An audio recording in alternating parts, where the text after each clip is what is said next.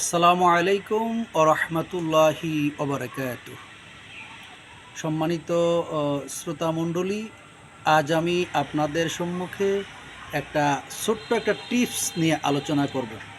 সেই টিপসটি হলো, আপনি ভালো মানুষ কি মন্দ মানুষ এটা আপনাকে কেউ বুঝাইয়া বলার দরকার নেই, কোনো মেশিন দিয়ে বোঝার দরকার নেই।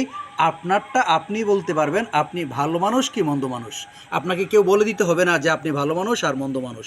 আপনি যদি আপনার নিজেরটা বুঝে যান তাহলে আপনার জন্য কি বেটার। কারণ অন্য যদি আমাকে বলতে হয় তাহলে আমি হাওয়ায় ফুলে আকাশে উড়ব, আবার অন্য যদি আমার সঠিকটা বলে তাহলে আমি তার প্রতি ক্ষিপ্ত হয়ে যাব। এর চাইতে ভালো না যে আমি আমারটা বুঝে গেলাম যে আমি ভালো কি মন্দ মানুষ। তো আপনি যে ভালো মানুষ সেটা বুঝবেন কিভাবে, আর আপনি মন্দ মানুষ সেটা বুঝবেন কিভাবে, এটা বলার জন্যই আজকে আমার এই বলা।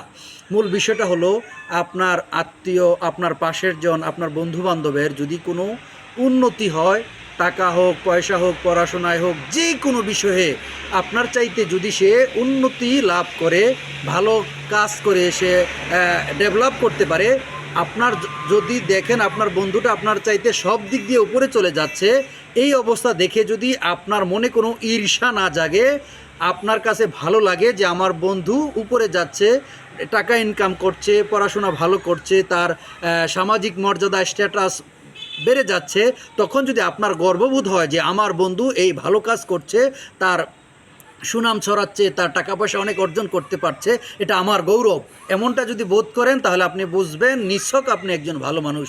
আর আপনার বন্ধুর উন্নতি দেখে, পাশের বাড়ির লোকের উন্নতি দেখে, ভালো দেখে আপনার যদি গা জ্বলে তাহলে আপনি ধরে নেবেন আপনি মন্দ মানুষ।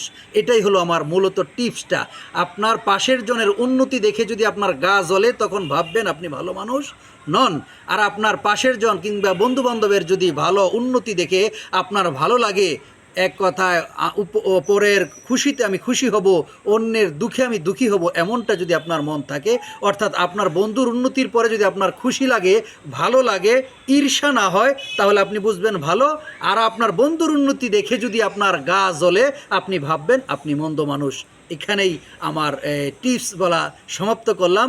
সকলেই ভালো থাকবেন। আসসালামু আলাইকুম ওয়া রাহমাতুল্লাহি ওয়া বারাকাতুহু।